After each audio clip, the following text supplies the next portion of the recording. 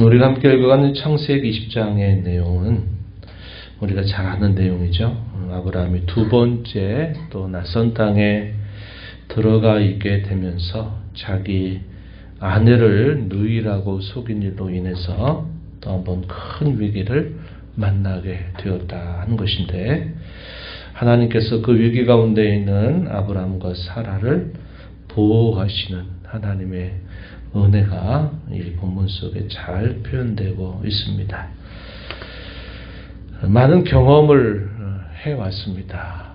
부름을 받고 나서 약 24년 정도의 시간이 흘렀죠. 99세의 나이입니다. 그리고 100세가 되면 이제 하나님이 약속하셨던 대로 그들 부부를 통해서 하나님이 이삭이라는 아들을 분명히 주시겠다 한 두 차례나 분명하게 말씀을 하셨어요. 무슨 이유로 남방 지역으로 내려간지는 잘 성경에 표현되어 있지 않습니다. 이 인데게부라고 하는 인데게부 땅으로 옮겨가서 그랄에 거류했는데, 이 그랄 지역은 블레셋의 한 도시로 알려져 있고 가나안의 경계 지역에 해당되는 비교적 남쪽에 있는 곳입니다. 애굽으로까지 넘어가진 않았지만 남쪽으로 오면서 낯선 땅에 머물게 되니까 그곳에 있는 사람들이 하나님을 알 리가 없다 이런 생각을 했는지, 또 그곳에 가서 자기의 아내를 누이라고 속이게 된 겁니다. 그곳의 왕이었던 이 아비멜렉이 사라를 그의 아내로 삼았는데, 그 일로 인해서 꿈속에서 큰 경고를 받게 되죠. 우리가 읽었던 말씀에 소개가 됩니다. 어떤 위기였느냐? 이 아비멜렉의 그의 집과 그의 모든 사람들 하나님이 죽일 것이다 라고 말씀하시면서, 이 여인은 남편이 있는 여자다, 이 여인을 내가 건들지 말라 하는 말씀을 하시는 것입니다. 3절 말씀에 보니까 아비멜렉에게 현몽하시고 그에게 이르시되 내가 데려간 이 여인으로 말미암아 내가 죽으리니 그는 남편이 있는 여자임이라. 아비멜렉이 때마침 그 여인을 가까이 하지 아니했다 이렇게 말해주죠. 주여 주께서 의로운 백성도 멸하십니까? 그랬더니 하나님께서 그러하기 때문에 내가 이런 큰 일을 당하기 전에 내가 너에게 알게 하였다라고 이렇게 하나님께서 그에게 알려주십니다. 그러면서 뭐라고 말씀하시냐면 7절에 이제 그 사람의 아내를 돌려보내라. 그는 선지자다. 그가 너를 위하여 기도하리니 내가 살려니와 내가 돌려보내지 아니하면 너와 내게 속한 자가 다 반드시 죽을 줄 알지니라. 7절에 이렇게 말씀을 하시게 됩니다. 그리고 나서 마침내 다음날 신하들을 다 불러들여서 그날 저녁에 그 전날 밤에 여호와께서 나타나셔서 하셨던 모든 말씀을 다 그들에게 들려줍니다. 그 말을 듣고서는 심히 두려워하게 되었다 이렇게 표현되어 있습니다. 아비멜렉이 아브라함을 부릅니다. 네가 어떻게 이렇게 합당치 않은 일을 내게 행하였느냐라고 심히 책망을 합니다. 하마터면 나와 내 나라가 큰 위험에 빠질 뻔하였다. 내가 도대체 무슨 뜻을 가지고 이렇게 속여서 이렇게 했느냐라고 또다시 아비멜렉이 이야기합니다. 얼마나 두려워하고 얼마나 무서워했는가 하는 것들이 이런 표현 속에서 잘 나타나고 있음을 보게 되죠. 9절 하반절 내가 합당하지 아니한 일을 내게 행했다. 10절에 내가 무슨 뜻으로 이렇게 했느냐라고 말하고 있는 겁니다. 이 아브라함에 대한 책망이죠.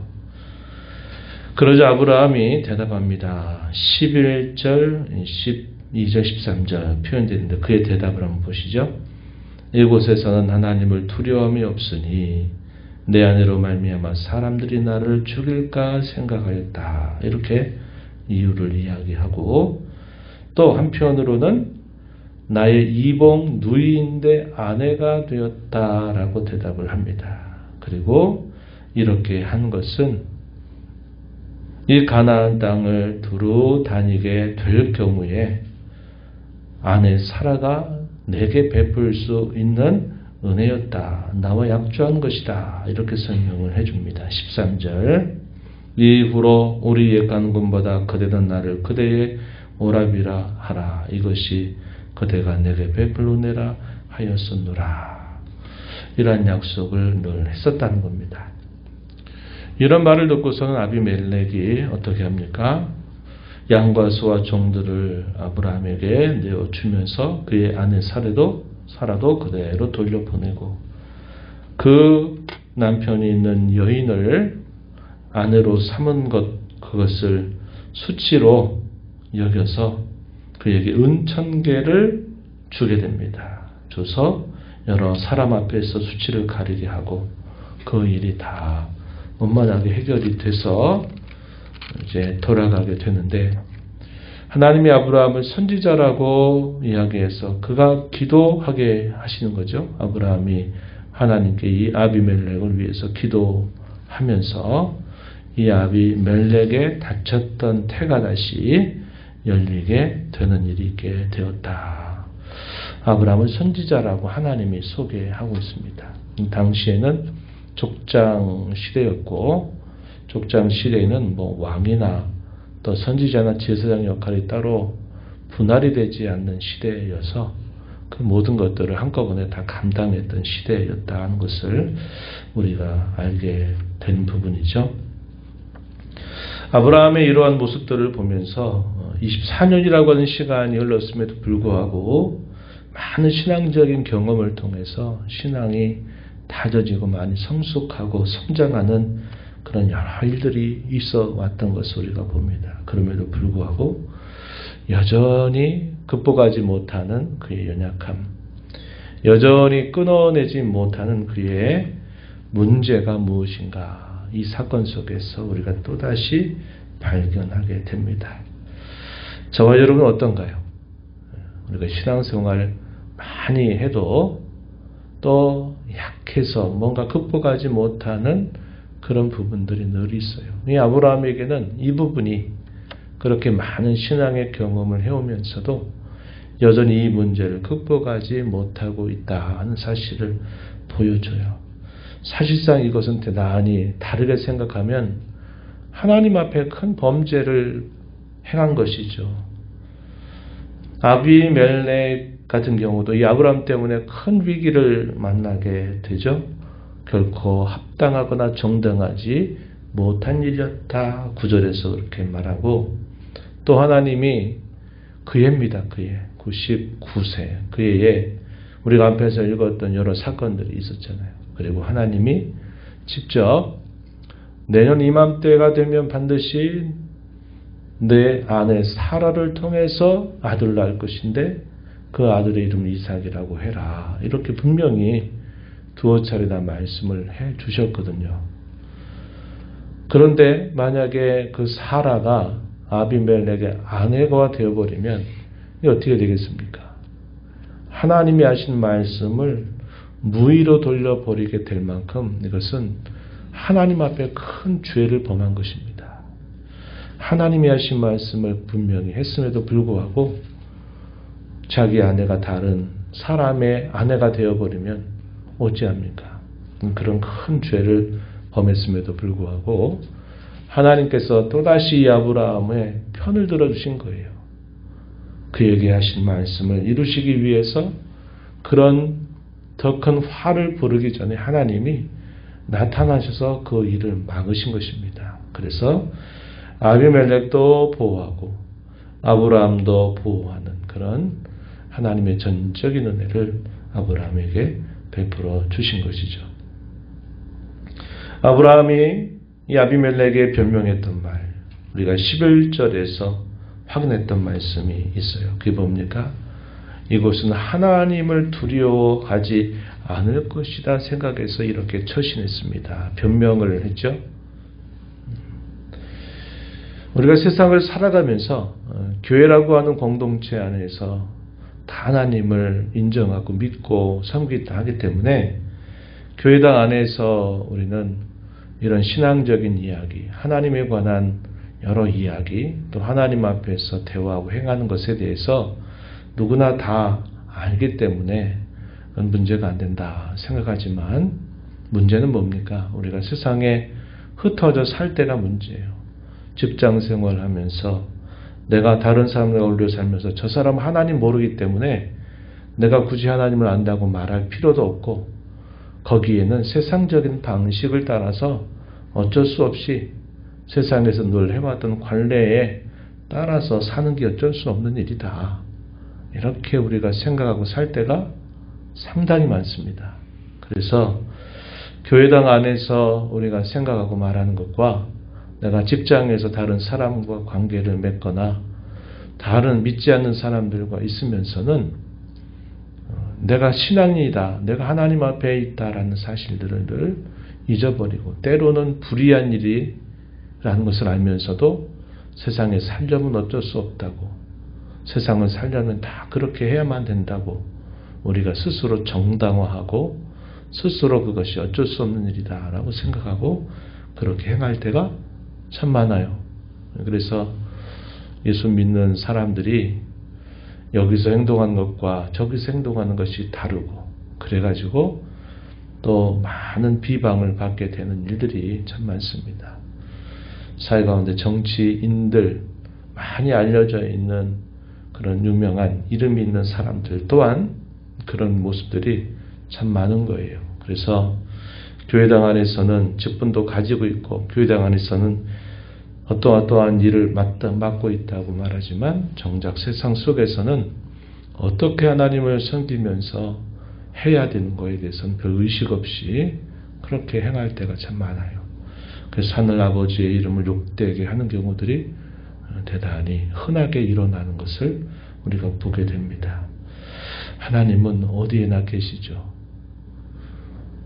자기가 살고 있는 그곳에서만 아니라 낯선 땅에 가도 하나님은 거기서 여전히 살아서 역사하시는 분이고 사람들이 하나님을 두려워하지 않는다 그래서 나름대로 자기 생존 방식을 따라서 무엇인가를 택하고 행하는 것은 하나님 앞에 잘못된 것이다 하는 사실을 보게 됩니다. 오늘 우리가 이 말씀을 보면서 하나님이 전적인 은혜로 그들을 아브라함을 지키시고 보호하시고 인도하셨던 것을 보게 돼요. 아브라함의 실력으로 거기까지 걸어온 게 아니었습니다. 하나님이 끊임없이 그를 기르시고 보호하시고 인도하셔서 거기까지 이른 걸음이었죠. 하나님의 사랑은 흐르는 시간 속에 더 빛납니다. 우리가 그런 하나님의 사랑에 감사하면서 우리도 하나님 앞에 늘 우리의 힘과 능으로 살아온 게 아닌 줄 알고 늘 은혜에 감사하면서 하나님이 신실하신 것처럼 나도 세상 가운데 살든지 어디에 있든지 신실함을 늘 하나님 앞에 드러내며 살아야 되겠고 늘 하나님 앞에 있다. 예배당에 있든 내가 어디에 있든 하나님 앞에서 나는 살아간다 하는 그런 의식을 우리가 늘 가지고 우리의 삶을 살아가게 되기를 진심으로 바라는 것입니다. 하나님 아버지 감사합니다. 이 새벽 시간에도 저희들을 깨워주셔서 오늘도 새날을 주신 아버지 앞에 나와 찬양드리며 또 말씀에 귀를 기울이게 하시고 말씀을 통해서 하나님 저희들에게 베푸신 은혜와 또 저희들 향하신 주의 기대하심이 무엇인지 생각해 하심을 감사드립니다.